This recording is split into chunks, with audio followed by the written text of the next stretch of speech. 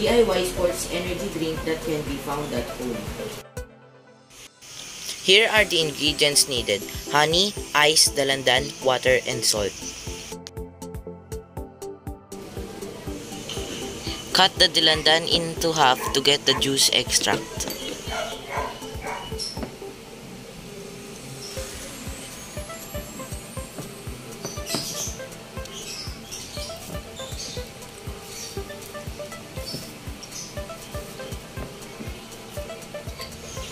Then, remove the seeds.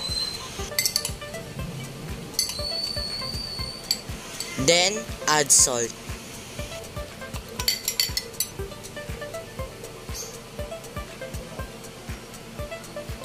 Then, add honey.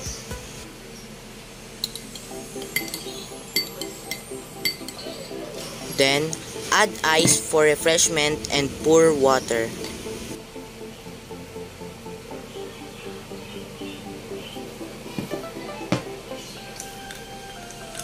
Finally, stir it well.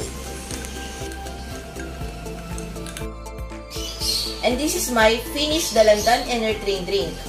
Perfect drink during training. Happy drink!